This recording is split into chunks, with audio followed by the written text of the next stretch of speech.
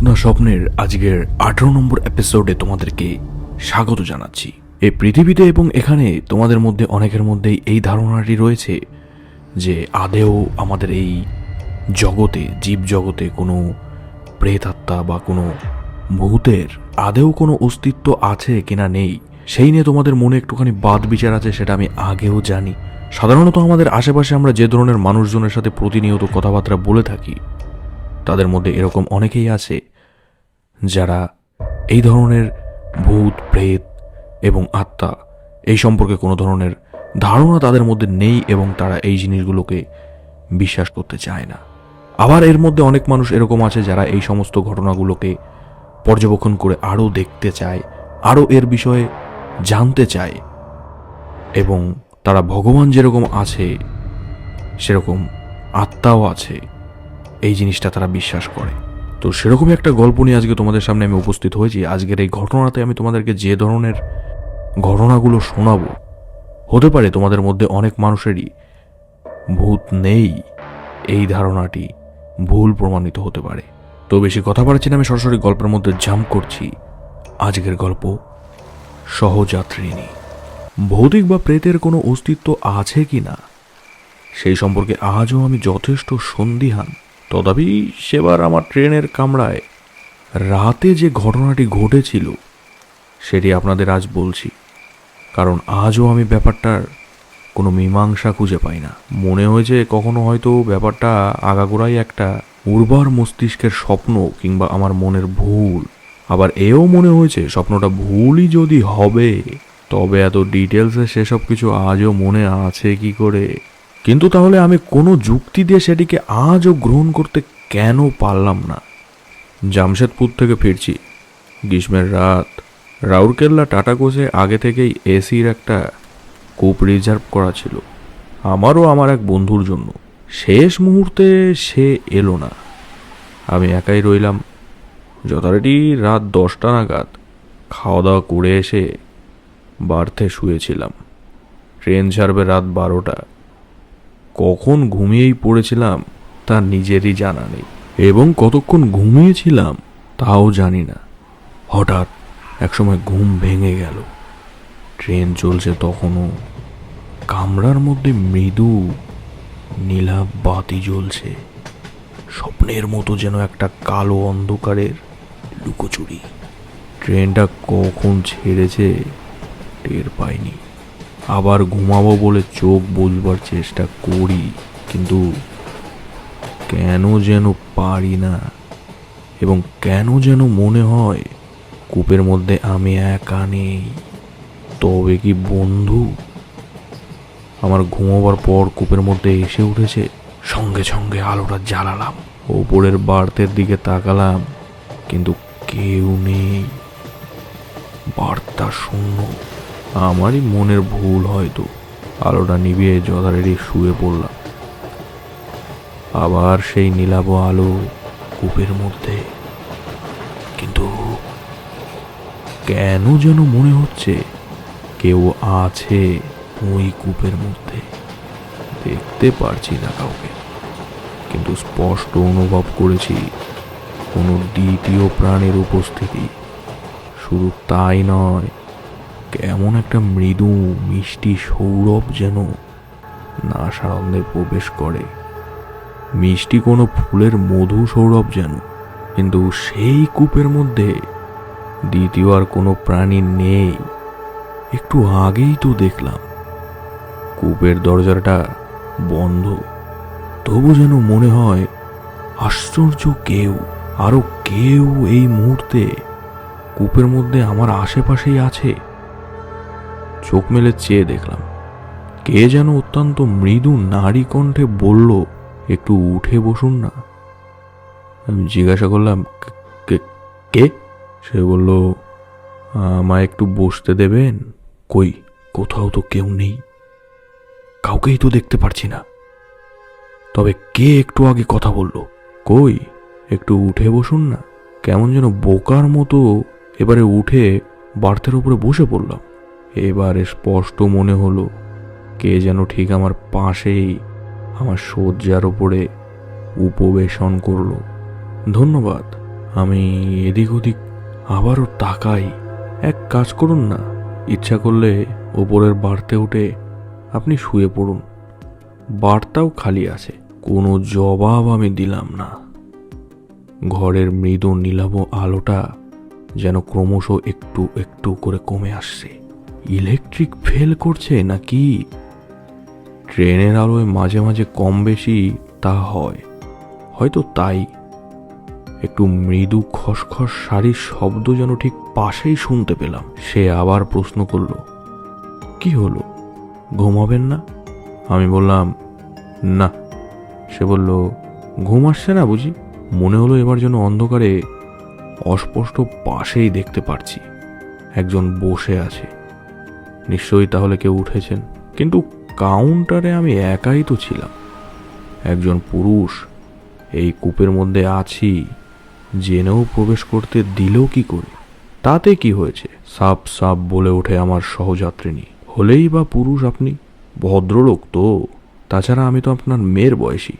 মনে হলো সহযাত্রিনীর কথাটা বলে মৃদু হাসল। আমি আপনার চাইতে বয়সে অনেক ছোট, আমাকে তুমি বললেই ডাকবেন। আমার নাম নন্দিনী। আমি কোনো জবাব দিলাম না। মনে হচ্ছিল এলো কি করে, আর কখনই বা এলো মেয়েটি আমার এই কূপের মধ্যে? আশ্চর্য লাগবারই কথা। সহযাত্রিনী বলল, যেন আমার মনের কথার জবাব দিল। প্রতি রবিবারই তো আমি আসি। আমি জিজ্ঞাসা করলাম, প্রতি রবিবার? কোথা থেকে এসছো তুমি? কেমন যেন কৌতুক বোধ করি। আলাপ শুরু করি, টাটানগর থেকে? সে বলল, না না। তবে? তারও আগে থেকে। কোথা থেকে? রাউরকেল্লা থেকে। ভাবছেন তাহলে টাটানগরে যখন আপনি কূপেতে উঠলেন আমাকে এখানে দেখতে পেলেন না কেন, তাই না? আমাকে সবাই দেখতে পায় না, দেখতে দিই না। তবে আপনাকে যে আমি চিনি। আমি জিজ্ঞাসা করলাম, আপনি আমাকে চেনেন? কত লেখা আপনার পড়েছি, তাই তো আলাপ করবার লোভটা সামলাতে পারলাম না। আমাকে নিয়ে একটা গল্প লিখবেন? গল্প? হ্যাঁ, নন্দিনী নামের একটি মেয়ের গল্প। শুনবেন আমার গল্পটা? আমি একটু ইতস্তত বোধ করলাম। বললাম, বলো শুনি। সুকৃতি চৌধুরী একজন ইঞ্জিনিয়ার আজ, কিন্তু একদিন যখন সে ছাত্র মাত্র তখন থেকেই আমার আলাপ। ও বলেছিল আমায় বিয়ে করবে। আমি জিজ্ঞাসা করলাম, তারপর? হঠাৎ একদিন এসে বলল, চাকরি পেয়েছি রাউরকেল্লায়, সেখানে জয়েন করতে গেল। বলে গেল মাস দুয়েকের মধ্যে ফিরে এসে আমায় বিয়ে করে নিয়ে যাবে। তারপর বিয়ে হলো কি? কই আর হলো, 1 মাস 2 মাস, 5 মাস যখন কেটে গেল ওর ফোনেও সাড়া নেই, চিঠি দিয়েও কোনো জবাব নেই। তখন আমি ব্যস্ত হয়ে উঠলাম, কারণ আমার অবস্থা সংকটাপূর্ণ। আমি মা হতে চলেছি। আমি একটু অবাক হয়ে জিজ্ঞাসা করলাম, বলেন কি? তাই অনপায় হয়ে ছুটে গেলাম রাউরকেল্লায়। খুঁজে পেলে কি তাকে? সে তখন বিয়ে করে অন্য একটা মেয়েকে নিয়ে সংসার পেতেছে, মনের আনন্দে চাকরি করছে। তা তুমি আগে থেকে কি কিছু জানতে পারোনি? না, সন্দেহ করিনি।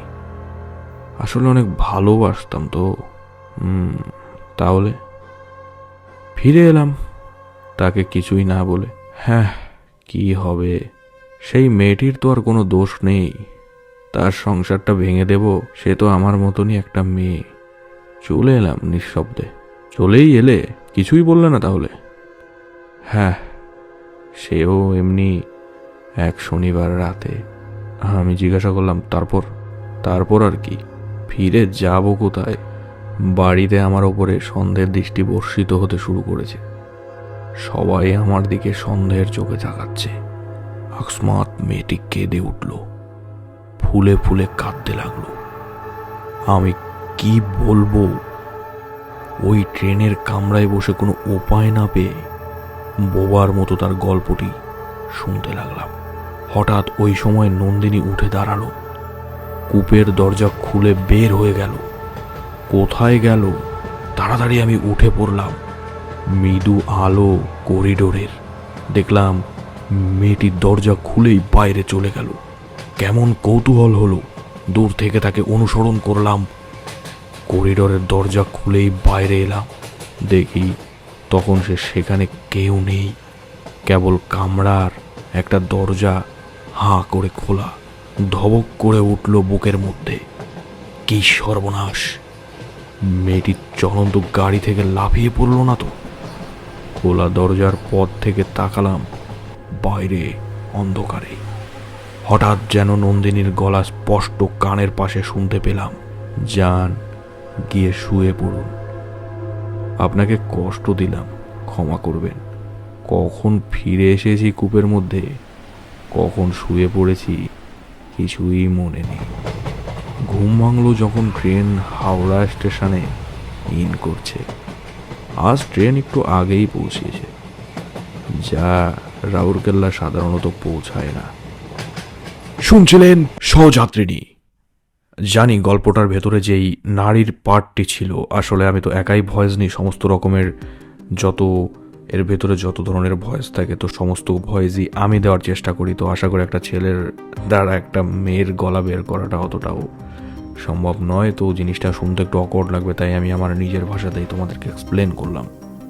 গল্পটি ভালো লাগলে অতি অবশ্যই একটি লাইক করো। আর হয়তো তোমরা এবার বিশ্বাস করেছো এই ঘটনাটি শোনার পরে যে আমাদের এরকম জীবনে অনেক ধরনের ঘটনাই ঘটে থাকে প্রতিনিয়ত।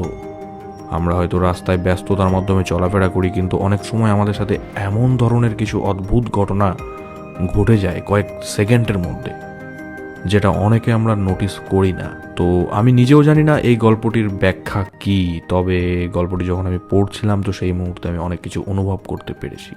তো যাই হোক, গল্পটি যদি ভালো লাগে অতি অবশ্যই চ্যানেলটি সাবস্ক্রাইব করে পাশে থেকো। আর তোমরা একটু জানিও তোমরা আগামীতে কী ধরনের গল্প শুনতে চাও। তো যাই হোক, আজকের জন্য টাটা, দেখা হচ্ছে আর পরবর্তী কোনো এপিসোডে। আমি চাইছি এখন গল্পটি শ্যুট নিতে বসেছি, এখন রাত 2টো বাজে, তবুও তোমাদের জন্য এতটা কষ্ট করি তোমাদেরকে একটু মনোরঞ্জন করানোর জন্য, রাতের ঘুমটা যাতে তোমাদের ভালো হয়। তো গল্পটি ছাড়বার আগে হতে অবশ্যই কিন্তু ভাই একটু সাপোর্ট করো, একটু লাইক এবং চ্যানেলটি সাবস্ক্রাইব করে যেও। যাই হোক, আর কিছু বলার নেই। Good night.